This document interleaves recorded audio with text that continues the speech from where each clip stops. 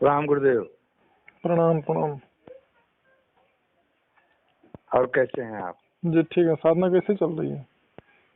हाँ, कह रहे हैं साधना कैसी चल रही है आपकी? इसमें गुरुजी बीमार हो गया था, अब छूट गया। बीमार हो गए थे? हाँ, बीमार हो गए, तबीयत बहुत खराब हो गई थी तो बीच में छूट गया। तो क्या हुआ था आपको? ये पैर में सूजन हो गई थी, बहुत बड़ी सूजन हो गई थी, बहुत परेशान हो गया। अच्छा। हाँ, तो अब जा करके कुछ ठीक हुआ है।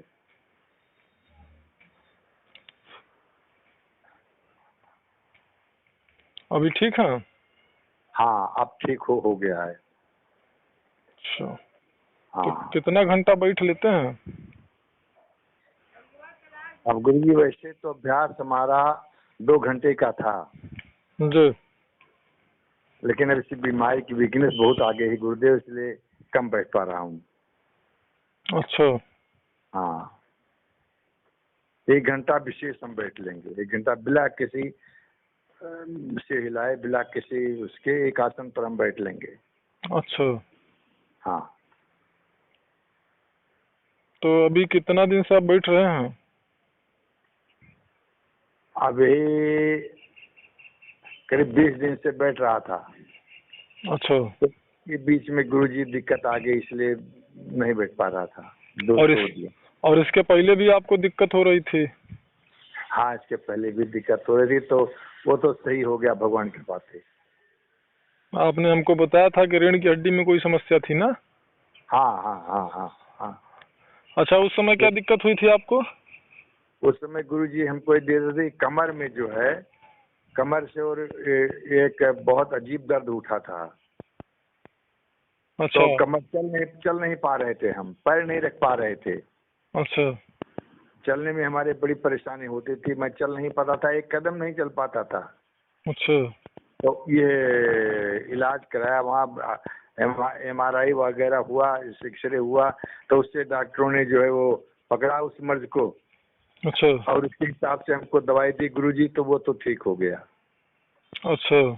अब ये नया मर्ज हो रहा है कि ना कहीं चोट आई न चपेट आई, और आप पैर सूज आया और दर्द होने लगा बहुत बेहद। अच्छा। अच्छा, देखिए ऐसा है ना कि साधना काल में हम जब साधना शुरू करते हैं, हमारे जो कर्म होते हैं ना, जो क्लेशात्मक कर्म होते हैं, उन कर्मों को हमको भोगना ही पड़ता है। और वो कर्म जो होते हैं, वो कर्म भोग कर ही खत्म हो सकते हैं। हाँ, बिल्कुल मानता हूँ। अगर ये कहिए कि कोई भी व्यक्ति बिना कर्म को भोगे ही साधना में सफलता प्राप्त कर ले, तो संभव नहीं है। हाँ, मानता हूँ गुरुजी। जब तक आप नहीं भोगेंगे कर्मों को, तब तक नहीं सफल होंगे। पहली बात ये। दूसरी बात ये है, मैं सत्यनिष्ठ होने के लिए इसीलिए कहता हूँ। हाँ। और साधुओं को ये भी कहता हूँ कि देखिए, अगर आप साधना में सफलता चाहते हैं तो आपको धर्म पूर्वक आचरण करना पड़ेगा। बिल्कुल गुरुजी, मैं कट्टर तैयार हूँ। क्योंकि हमारे जैसे बहुत सारे ऐसे साधक हैं जिनका ये कहना रहता है, गुरुदेव हमको सफलता नहीं मिल रही। कुछ लोग धैर्य छोड़ देते हैं।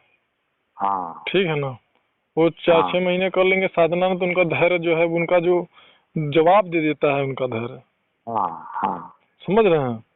हाँ। तो उनको ये लगता है कि हम साधना कर रहे हैं, लेकिन हमको कोई सफलता नहीं प्राप्त हो पा रही। नहीं तो धैर्य को जो छोड़ देते हैं ना, और हमारा ये मानना है जी कि एक शासक हुआ था मोहम्मद गौरी जी। तो फिलहाल में यहाँ पे मैं ये कहूँगा, जैसे आप साधना कर रहे हैं और आपका जो आचरण है वो अधर्म पूर्वक है, ठीक है। कोई व्यक्ति है जो दिन रात आपके वजह से दुखी है, परेशान है, बिल्कुल सीमांत रो रहा है। अब ऐसी स्थिति में आप साधना में सफल कैसे हो जाएंगे? नहीं हो सकते गुरुजी, कभी नहीं। आपकी साधना आगे बढ़ेगी? नहीं बढ़ेगी। कुछ समय के लिए हो सकता है गुरु कृपा से, कुछ समय के लिए हो सकता है गुरु कृपा से आप आगे चले जाएं। लेकिन फिर क्या होगा? फिर आप आ जाएंगे जीरो पे। और दूसरी बात यह है कि जब मन में देखिए साधना में गुरु का बहुत बड़ा महत्व होता है।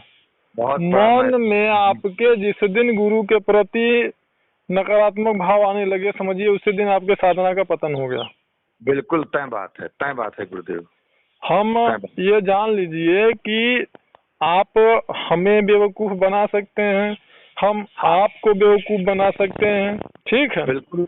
कोई अगर ये समझता है किसी को बेवकूफ बना करके बहुत चालाक है, तो याद रखिए माता प्रकृति से किसी की चालाकी नहीं छुपती है, नहीं चलती गुरुजी, नहीं चलती। और सबका जो लेखा जोखा है कर्मों का, वो ना अकाउंट वही मैनेज करती है।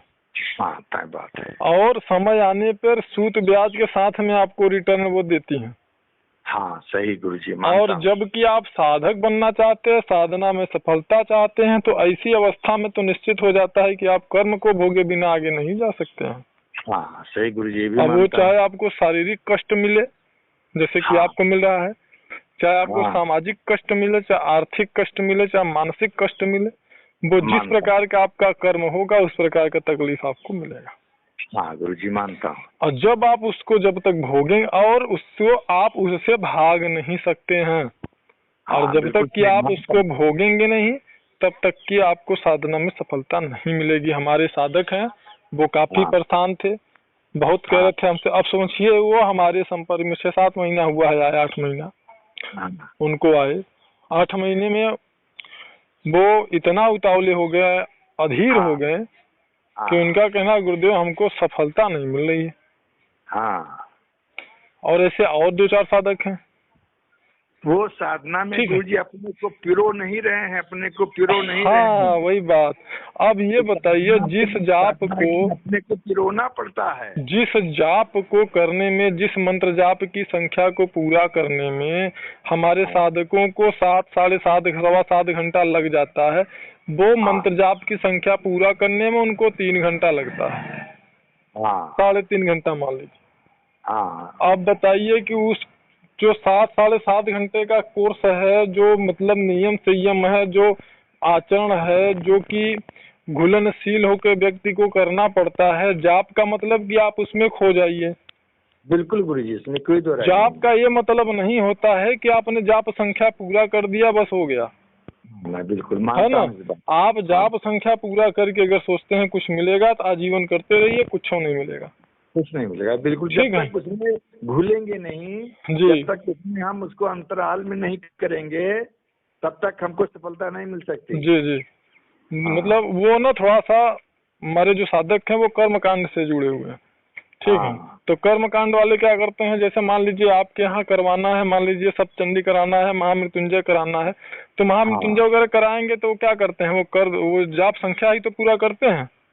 आज जिस महामृत्युंजय मंत्र को जपने में करीब 25 मिनट का समय लग जाएगा एक माला पूरा करने में, उस महामृत्युंजय के जाप को वो 5-7 मिनट में, 8 मिनट में एक माला कर देते हैं। समझिए। अब बताइए जो 25 मिनट लगता है, अगर उसको हम एक माला को 5-7 मिनट में अगर हम पूरा कर दे रहे हैं, अब बताइए कि उससे यजमान का क्या होगा, भला होगा या नाश होगा? नहीं, नाश होगा। और स्वयं अपना भी नाश होगा कि नहीं, स्वयं अपना भी सर्वनाश होगा कि नहीं होगा? बिल्कुल तय बात है ना। तो ऐसी स्थिति अब उसी को उन्होंने समझ रखा है उसको कि बस ऐसे ही हमको साधना करना है। अब वही ट्रिक उन्होंने